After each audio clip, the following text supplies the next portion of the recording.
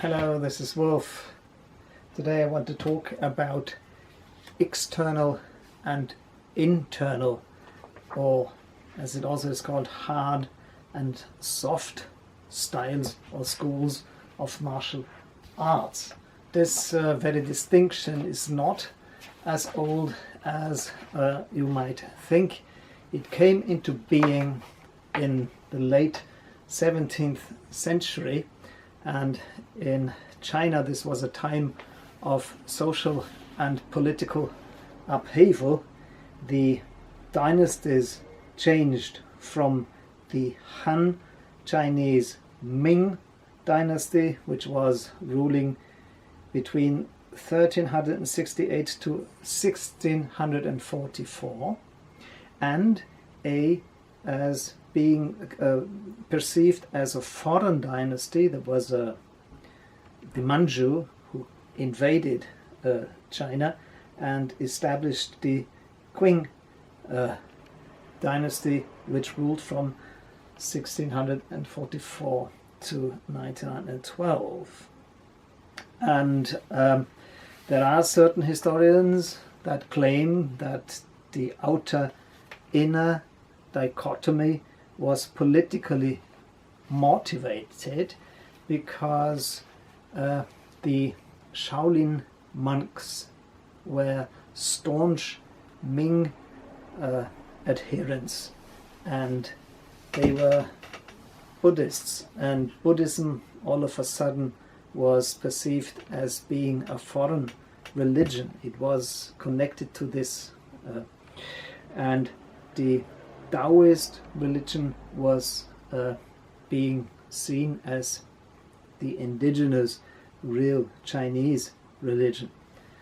And all of that came together in the realm of martial arts with an epitaph.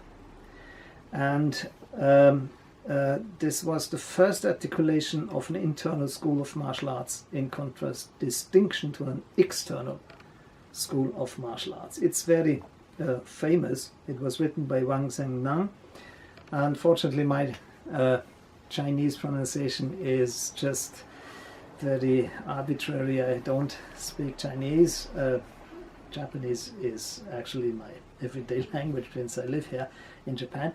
But you have to be a little bit forgiving with my Chinese. And it says the following: Shaolin is famous for its boxers. However, its techniques are chiefly offensive, which creates opportunities for an opponent to exploit. Now, there is another school that is called internal, which overcomes movement with stillness. Attackers are effortlessly repulsed. Thus, we distinguish Shaolin as external. The internal school was founded by Zhang Sanfeng of the Song dynasty. Sanfeng was a Daoist alchemist of the Wudang mountains. So this is the story that found its way into the Chinese historical view of martial arts, and actually at the beginning of the 20th century this was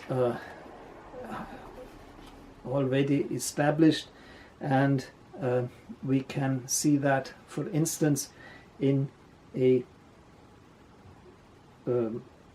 book of a very famous martial arts educator of the time. And this is an excellent book about the Chinese history of martial arts. And in there it says, our country's wushu, which is bujutsu or the martial arts, can be divided into the Shaolin school and the Wudang school. And the Dharma master Bodhidharma is the first patriarch of Shaolin Kung Fu. The Daoist Zhang Sanfeng is the founder of Wudang Kung Fu. Shaolin is the external Kung Fu, Wudang is the internal Kung Fu.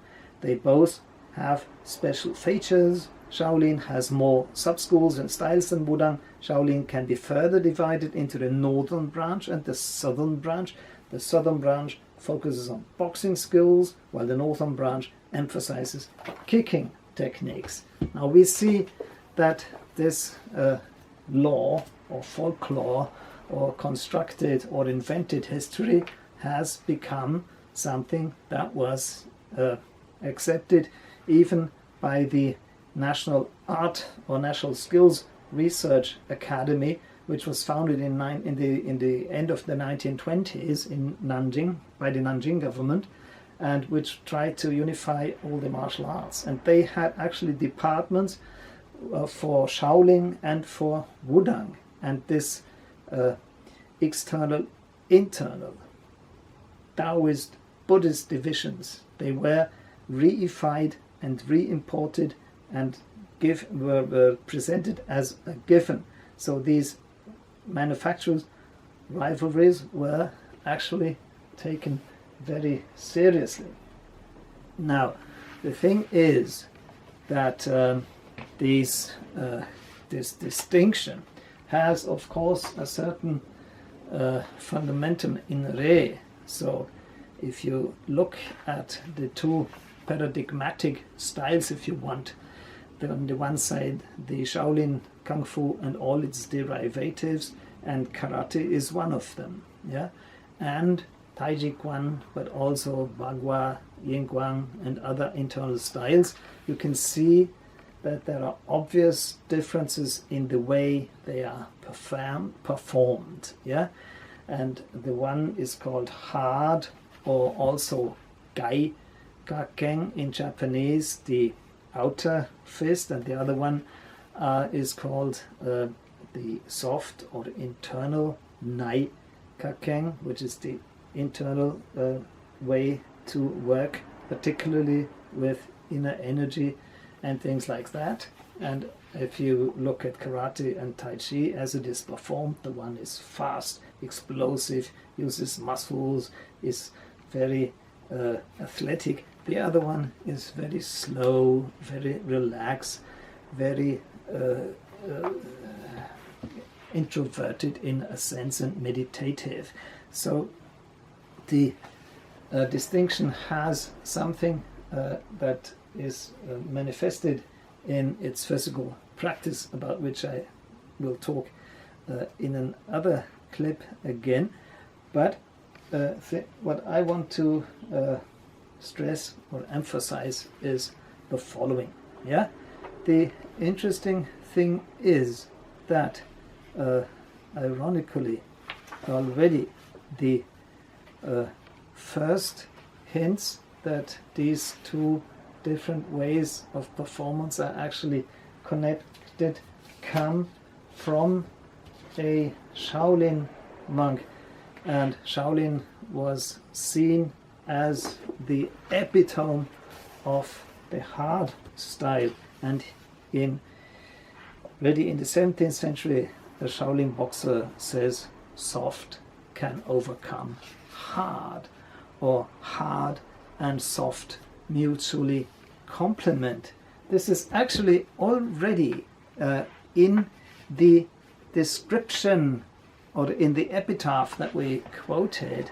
It says that Zhang Sanfeng, having mastered Shaolin, reversed its principles, and this is called the internal school of martial arts. So he reversed the principles, but he did not abolish them. And so both the principles as such are there. And when we have a look at the Chinese martial arts landscape, and there are hundreds, if not thousands, of styles of villages, families, lineages, it's very, very, very diverse. And this book, The Hidden History of the Chinese Internal Martial Arts, by Sal Canzonieri, he really lists up a lot of internal and also harder styles. And what we can conclude out of this work, which is very extensive, sometimes sources are not given in a way that you can get enough proof for certain lineages and stuff, but nevertheless, what is clear is that in China, martial arts always have been developed with cross training with cross fertilization, and most of the styles are hybrid. Yeah? They have hard and soft, external and internal elements.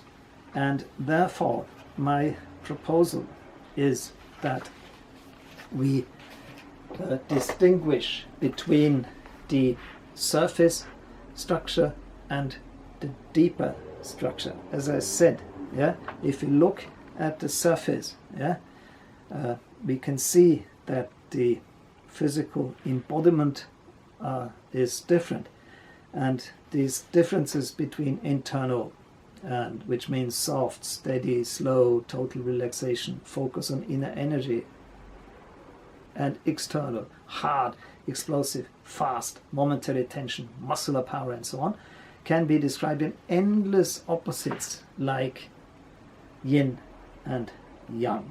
And you are aware of this nice yin and yang symbol, where you can see that in the white part is a little black dot, in the black part is a little white dot. So hard is in the soft and soft is in the hard. And as I said, these differences are literally superficial. So I would say at the surface structure, at the outer manifestations, the differences are literally obvious. But in the dimension of the deep structure, and the deep structure, these are the generative principles. They are the same. Yeah? And if you cross-train, you can see these commonalities and the differences, for that matter. Yeah. So, therefore, I would say this distinction is a historically constructed, in a certain sense, artificial one. And moreover, when you practice martial arts in China, it is deemed to be ideal that you find a good balance between yin and yang, which also means a good balance between hard and soft.